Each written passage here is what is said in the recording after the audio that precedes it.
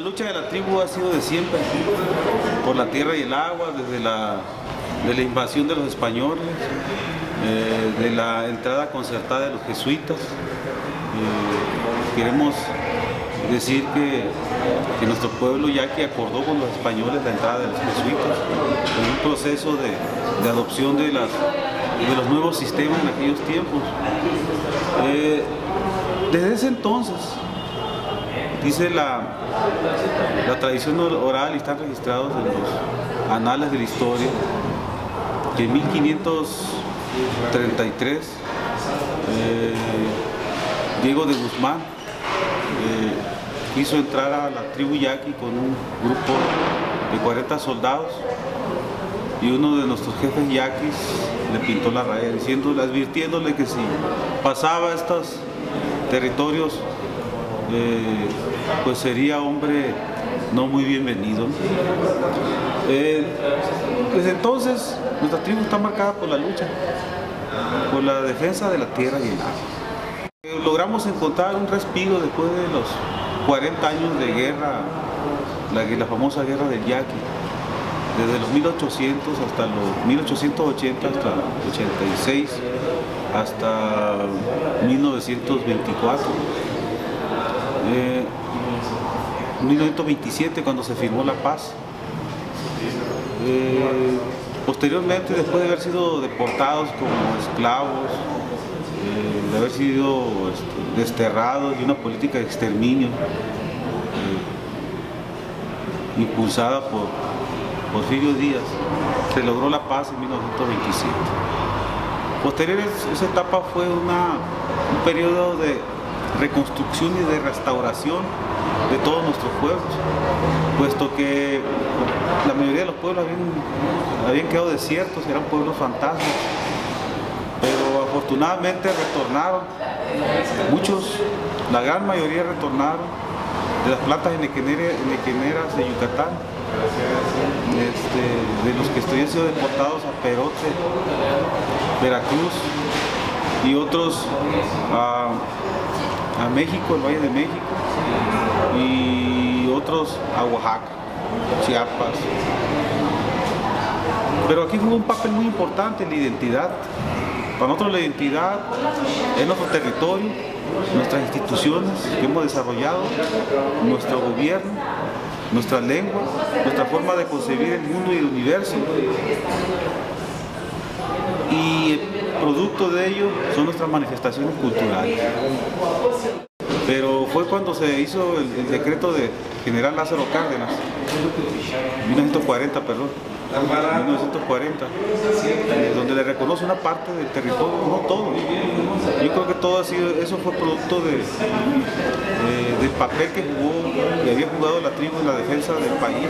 A pesar de ese reconocimiento de 485.000 hectáreas aproximadamente, del 50% del almacenamiento de la presa de la Angostura, que era la única presa en aquel entonces, la tribu siempre ha sido constantemente asediada y amenazada para despojarle sus riquezas naturales. En el 2010, en el mes de febrero, Guillermo Padres anuncia su programa de gobierno llamado Operación Sonora Sí. El programa Sonora Sí, que anunciaba un sinnúmero de obras hidráulicas para el Estado, pero en sí, el eje fundamental de todo ese programa era el acueducto Independencia. Ni el acueducto Bocúzar y Guatabampo se ha iniciado su construcción ni se ha proyectado. Ni la presa de los Pilares todavía está en proyecto y está en litigio con el pueblo guarijí. La presa Bicentenario, la misma situación. Un sinnúmero de obras que han quedado truncas, porque prácticamente era acompañamiento mediático para poder impulsar el acueducto Independencia, para darle más impulso al despojo en contra de la tribu yaqui. Es a partir de ahí cuando se identifica más la lucha, se intensifica más por la defensa del agua. Ese acueducto tiene una longitud de 155 kilómetros de la presa de Novillo hacia la ciudad de Hermosillo. La cuenca del río Yaqui tiene un sistema de 3 presas.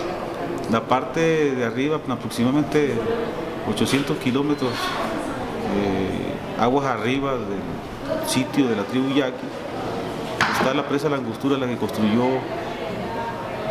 Lázaro Cárdenas, y donde el decreto dice que nos corresponde el 50%. Enseguida está agua abajo, la presa Plutarco Elías Calles del Novillo, que es el objeto del conflicto que generó el gobierno del estado. Aguas abajo sigue la presa de Loviachi. Queremos destacar que el decreto presidencial dice que el 50% del almacenamiento de la presa La Angostura más las aguas no controladas, o sea, las aguas broncas.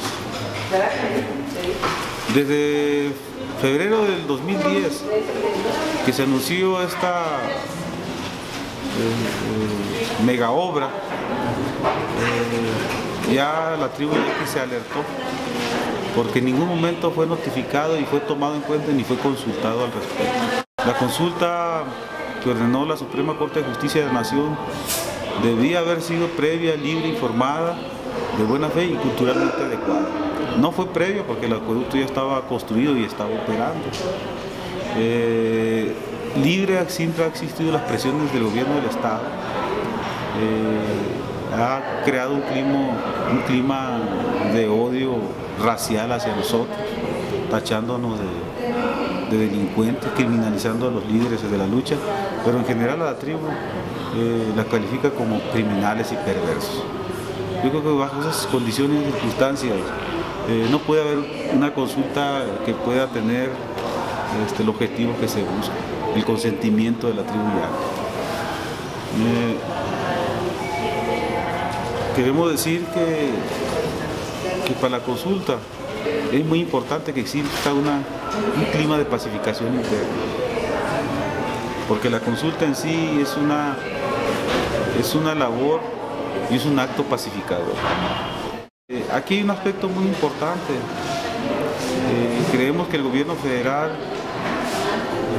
tiene que asumir un papel más responsable y más apegado a la legalidad, porque hemos visto una actitud contemplativa de la CONAGUA y de la propia Semarnat, y yo creo que CONAGUA tiene un instrumento muy valioso, que es la Ley Nacional de Aguas, donde ellos pueden aplicar las normas y las leyes que están contempladas dentro de esa Ley Nacional de Aguas y cancelar esa obra, porque no se puede vender agua de una cuenca a otra, no se puede trasvasar agua de una cuenca a otra, y nadie puede ocupar zona federal dentro del vaso de la presa de Novillo, cosa que el gobierno del estado, aunque dice que hizo los trámites correspondientes y que todo eso está en el marco legal. Concretamente quisiera referirme a la situación de Mario. Mario, como otros compañeros, hemos sido perseguidos únicamente por oponernos a la obra del acueducto, por hacer uso de lo que el propio derecho nos proporciona para luchar y defender nuestro patrimonio. Mario Luna fue aprehendido en la ciudad de Obregón el día 11 de septiembre a las 9:20 horas del Pacífico. Fue aprehendido por parapolicías, o sea, policías vestidos de civil y con vehículos no oficiales. Nosotros la consideramos una desaparición forzada, porque fue hasta las 12:30 cuando supimos de su paradero. En ese ínter había un desconocimiento total de su paradero y de su situación física y legal. Al respecto, la Procuraduría debía de haber notificado a la instancia judicial, a la base operativa de la PEI, Policía Estatal Investigadora, al Ministerio Público correspondiente e incluso a la Policía Municipal, pero no supimos de nada de él.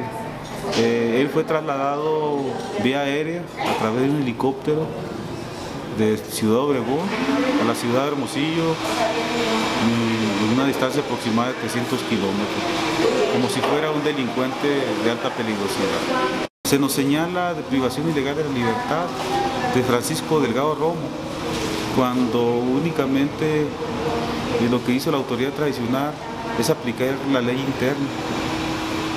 Queremos decir que nosotros tenemos leyes internas, tenemos normas internas, porque a través de los siglos, principalmente de la llegada de los jesuitas, la tribu ha creado instituciones. El señor le dieron paso por el bloqueo porque se estaba bloqueando la carretera, andaba en estado inconveniente.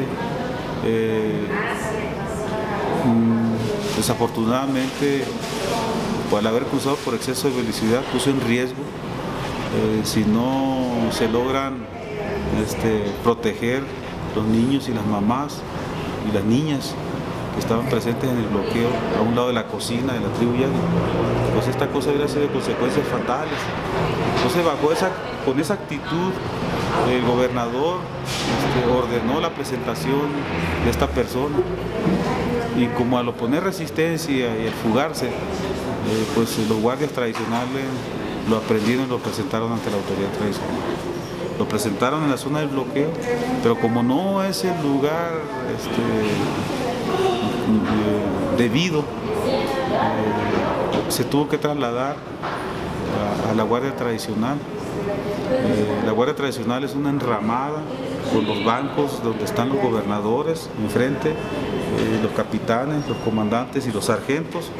Al lado de frente, al lado derecho, están los secretarios y los auxiliares. A mano izquierda están los pueblos mayores, quienes son los consejeros, junto con los pueblos vasallos. En esa guardia totalmente descubierta, con únicamente un techo de enramada, ahí fue y se presentó. El bloqueo se dejó libre y se presentó el señor Francisco Delgado Romo. Al señor Francisco Delgado Romo se le atendió, se le dio agua, se le dio cobijo, se le dio alimentación, y le mandaron a hablar a sus familiares para que lo atendieran y que le proporcionaran lo que él necesitaba para ese caso. Al siguiente día inició el juicio popular público de la tribu. Queremos decir que para poder acordar un juicio necesita sus tiempos, y cuando el juicio no terminó, se prolongó toda la tarde y se acordó que para el siguiente día se le iba a imponer un castigo. No un castigo corporal como lo hacían en antaño. En ese sentido, el gobierno de Estado criminalizó y señaló al compañero Mario Luna, secretario de la autoridad tradicional, que él no tiene facultad de decidir al interior. Lo que decide es el gobernador, el capitán, el comandante y el pueblo mayor. O sea, él no tiene ninguna responsabilidad en la decisión interna de la autoridad. Él es un secretario, es un traductor y que redacta y explica documentos. Ese fue un acto que se fabricó, se inventaron delitos, se fabricó un expediente y se criminalizó nuestra cultura. Pero el fondo de esto, lo que existe atrás de esto, es el desprecio hacia el pueblo yaqui. Cualquier situación, lo que les pase a nuestras familias, en este caso al compañero Mario Luna, a su familia y a la familia de nosotros y a nosotros mismos, es responsabilidad del gobierno de Guillermo Padres Elías, gobernador del estado de Sonora. Y queremos decir a todos los compañeros indígenas, agradecerles su solidaridad y apoyo, manifestaciones de apoyo, y decirles que lo que hagan con la tribu yaqui lo van a hacer con todos los pueblos indígenas.